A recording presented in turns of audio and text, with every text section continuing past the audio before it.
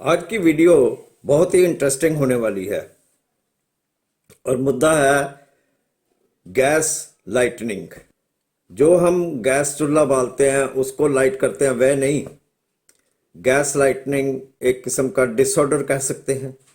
नमस्कार, मैं हरिंदर सिंह वालिया आपका स्वागत करता हूं। गैस लाइटनिंग को समझने के लिए हम वक्त के पन्ने पीछे की तरफ पलटते हैं और पहुंच जाते हैं उस दौर में जिस वक्त हमारा भारत गुलाम था।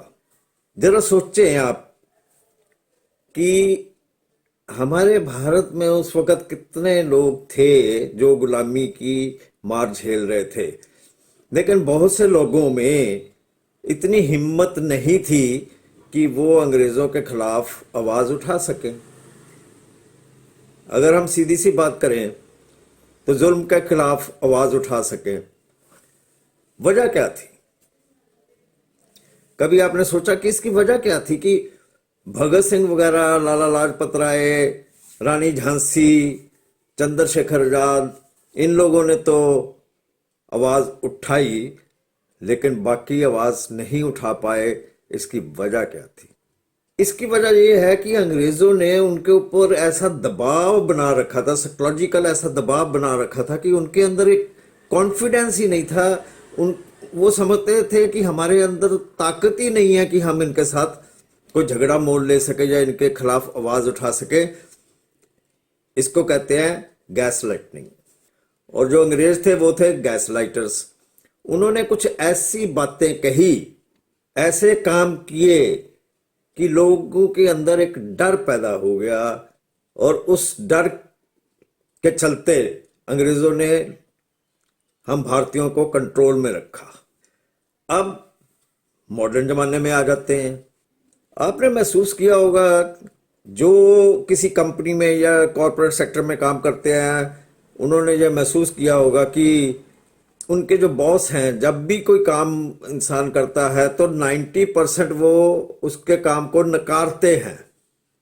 ये बिजनेस का वैसे एक असूल भी है, काम करवाने का एक तरीका भी है। नकारते क्यों है?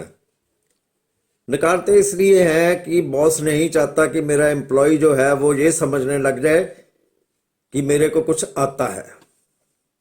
बॉस हमेशा ये चाहेगा, या सुपीरियर ये अपने से सुपीरियर बंदा यही चाहेगा कि मेरे से अनफीरियर जो इंसान है या एम्प्लॉय है वो हमेशा ये समझे कि मेरे को कुछ नहीं आता है, ये जो कहेंगे मेरे को वही करना है, बस दैट्स ऑल। तो इसको क्या मतलब हो गया? गैस लाइटनिंग किया जाता है इंसान को। तो अब आप समझ ही गए होंगे कि गैस लाइटनिंग कहने का मेरा मतलब क्या है। यानी कि एक इंसान को इतना नकार दो अच्छे होते हुए भी, अगर इंसान कहे कि भाई तुम्हारी ये बातें ठीक नहीं है, तुमने ये जो किया अच्छा नहीं किया है, ये गलत है, वो गलत है, ये सही, मतलब किसी चीज को सही कहना ही नहीं है, तो वो एक टाइम आस्ता आस्ता आस्ता आस्ता एक टाइम ऐसा आ जाएगा कि जो विक्टिम है ना वो समझेगा अरे यार मेरे को शायद कुछ नहीं आता। उसके अंदर से वो जो कॉन्फिडेंस लेवल है ना वो खत्म हो जाएगा, जीरो हो जाएगा। तो जो इंसान दूसरे बंदे को लाइटन करता है उसको हम गैस लाइटर्स कहते हैं। ये एक किस्म का डिसऑर्डर भी कह सकते हैं, और अगर इसको बिजनेस में लेके जाएं तो काम करवाने का तरीका भी कह सकते हैं, और अगर ये अंग्रेजों के वक्त में लेके जाएं तो ये जुल्म भी कह सकते हैं, और अगर हम ये बात अपनी फैमिली में लेके जाएं तो ये नाइंसाफी भी इसको कह सकते हैं कि दूसरे बंदे के साथ ये नाइंसाफी है कि उसको अनकरेज करने के बजाय डिस्करेज किया जाता है। अब मैं आपको अब मैं फैमिली के बारे में ही आपसे बात करता हूं। जाने अनजाने में हम लोग अपने बच्चों के साथ भी कभी कभी गैस लाइटिंग कर देते हैं। कैसे? कई दफा हमने अपने बच्चों को आपने सुना होगा कि पेरेंट्स अपने बच्चों को कहते अरे 10 साल का हो गया यार, तू बूढ़ा हो गया, 10 साल का बूढ़ा हो गया, अभी तक ये काम ही नहीं तेरे को आता। अरे 2 घंटे हो गए तेरे को पढ़ाई करते करते, एक लेसन नहीं याद हुआ? अरे वहां पे ये काम कर रहा था तू, अभी तक ये काम ही पूरा नहीं हुआ, क्या है? आता नहीं है तेरे को कुछ भी? What is this? This is gas lightning. और जो बंदा ये कहता है वो they are called gas lighters.